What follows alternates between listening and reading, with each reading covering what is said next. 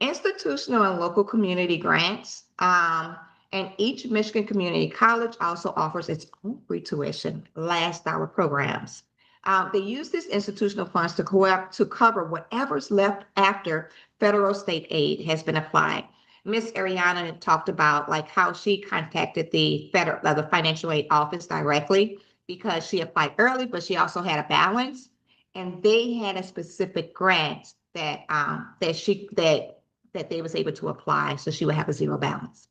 So that's another thing. Next slide. The Michigan Reconnect, I do have clients that have taken advantage of the Michigan Reconnect and got a great refund just by doing the Michigan Reconnect as well as the tip together. So who qualifies for the Michigan Reconnect? So Michigan residents 25 years or older. There's a new pilot that allows between 21 and 24 as well. Now the link is down here. You guys can take a picture of it and look it up yourselves if you want. So you don't, no college degree yet. Attending a Michigan Community College. Yes, I will post the tip up there for you once I get done. And how does this Michigan Reconnect help? So it covers in-district tuition completely. And some colleges offer Reconnect Academy and Reconnect Finish Line's program for added support for books, transportations, and childcare. So this will be great. Next slide. Okay, so these are the different community colleges, and I wanted to list the community college because I wanted to list each one. Grand Rapids Community College have a Promise Zone scholarship for recent high school grads from GRPS or partner districts, up to full tuition and fees paid. Kalamazoo Valley CC Community College, CC is Community College, has the Kalamazoo Promise, and the Kalamazoo Public Schools grad, so full tuition for up to 4 years. The Lansing program has a low income and first generation students, which means I was a first generation student, so the first student to go off to college within your family. So it covers for gap funding for tuition and support services. Then we have Macomb, we have Wayne, we also have Mott. So we'll send these slides out just in case anyone is going to attend any one of these community colleges, because you can apply this and tip. Next slide. So how the stack works. I want to talk to you guys about how does applying for all these grants and scholarships and how does the stack where you can get a refund, your tuition is paid in full. So for one, the Pell Grant. So say you got a $3,000 from a Pell Grant. You applied early, you got the federal need-based grants of $3,000. You got the tip for $3,500. You got the Michigan Achievement Scholarship for $2,750. You got the GRCC Promise for $500. The total grant's $9,750. Your tuition, books, fees are covered. No loans required. Imagine my applying to the scholarships once we tell you guys about that. Next slide. So I wanted to put this in here about the Spartan Tuition Grant because a lot of kids go off to MSU as well or get transferred to MSU. So the Spartan Tuition Grant is a relatively new program starting the year 2024 through 2025. And this is for newly admitted in-state full-time undergraduates who are Pell eligible and whose household incomes are $65,000 or less. So it covers up to 18 credits per semester using a combination of federal, state, and institutional gift aid. It's renewable for 8 consecutive semesters, both fall and spring. There's no extra application beyond the FAFSA. That's why I say apply to a FAFSA and apply as soon as possible. If you guys need help, contact us because we do offer one-on-one. And there's no separate scholarship application for the Spartan Tuition Advantage. And then I'll put this link for Michigan State University as well. Next slide. And the MSU childcare grants. So one of the things that I love working with this is like our young single mothers. And a lot of the times, like they still want to go off to college. So if you are with a child and you will want to take advantage of a Michigan child care grant, it's for students who have dependents and children. It helps with the cost of a licensed child care during the academic year. And the maximum award is $1,000 per semester per child, which is great. MSU scholarships and institutional aid. So MSU maintains a scholarship database where students can see many institutional and departmental scholarships available. So that link is going to be on there. There's awards that may not strictly be grants, which is great. And incoming first year and transfer students are often automatically considered for some of the scholarships through the admission process. Next slide. So the Michigan Indian tuition waiver, I wanted to go into depth into each one of these. So for MSU, participants in the Michigan Indian tuition waiver, so they do participate. It's for eligible Native American students. The waiver covers the resident portion of the tuition. And if a student classified as in-state or becomes, the waiver may cover all the resident tuition. And then we have the students who want to go to graduate school, who want to plan for graduate school. There are graduate fellowships and institutional support for graduate school. So just in case y'all want to go for your master's degree. So MSU offers a variety of fellowships, merit-based awards for graduate students, and these may reduce or eliminate the need for loans. So there's also, yep, we're good for MSU. Now we're going to go into U of M grants. I love blue, go blue.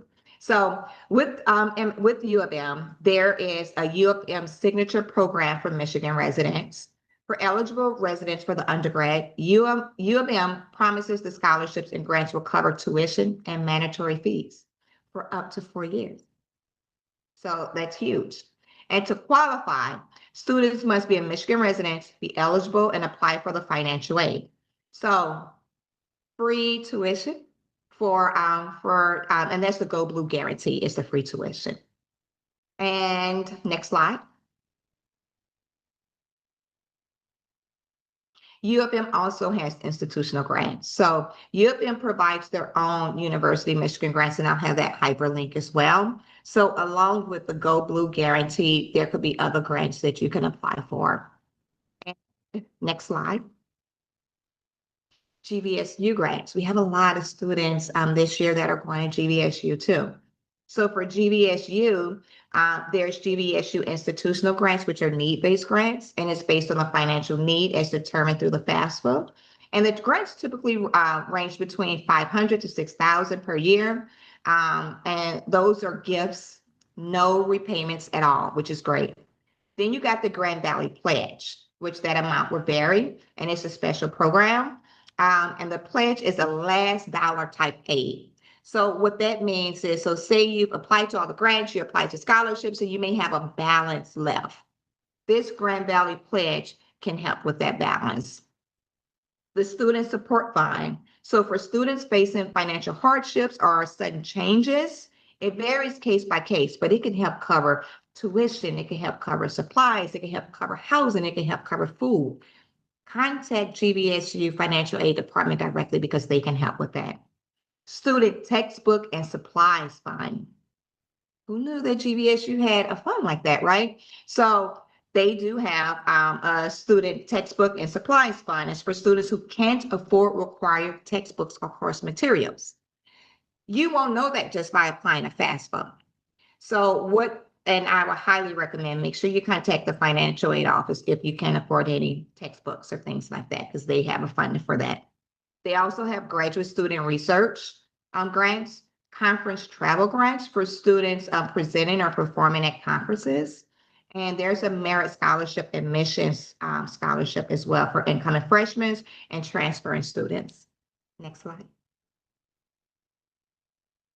And I want you guys, this is just some tips about grants. So understand what a grant is. So grants is free money. You don't repay it. Unless it's the teacher grant that I told you guys about. So make sure you guys understand that teacher grant. So they're different from loans, which loans are repaid, and work study, you earn it. So that's the difference between the work study. You have this money awarded to you, maybe $3,000, maybe $4,000, but you have to get a job on campus in order to earn that money, and they'll pay you.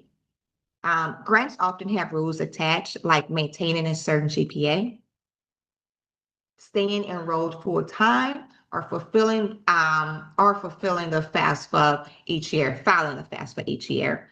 So, which that's if anyone need help with that, make sure you contact me. So, example, the Pell Grant, the Michigan Achievement Scholarship, and the TIP all require you to stay enrolled and make satisfactory academic progress. Some colleges I know is a 2.0, but double check because you got the colleges and then you got the departmental. So there's also departmental grants. So double check what their standards are because their standards may be a 2.5 or 2.8, something like that. So yeah, next slide. So make sure you guys, and this is like on a regular basis, check your financial aid portal regularly. So every college has an online financial aid portal, and that's where you have the Pell Grant, the state aid, the institutional awards will appear. So make sure you guys are checking regularly because that's where it's going to appear at. You also get emails and things like that, award letters, but make sure you check it to ensure that it's on your financial aid award. It's on your financial aid account. And I would highly recommend you log in at least once a month to check, like right now after you apply. And you also check for like missing documents, verification forms, transcripts, and check to see if you need to turn anything else in. Updated award letters, refund dates, or disbursement schedules will be on there as well. Next slide. And I want to reiterate because kids love to party when they go to college. Keep your grades and enrollment steady.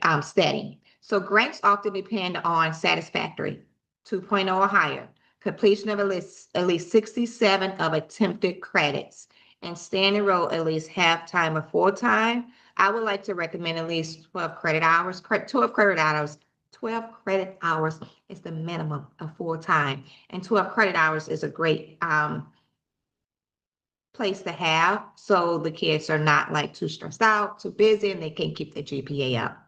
So if your grades slip or it dropped below half-time, talk to your financial aid officer immediately before withdrawing. So call them ASAP because you might lose your grant for the next semester.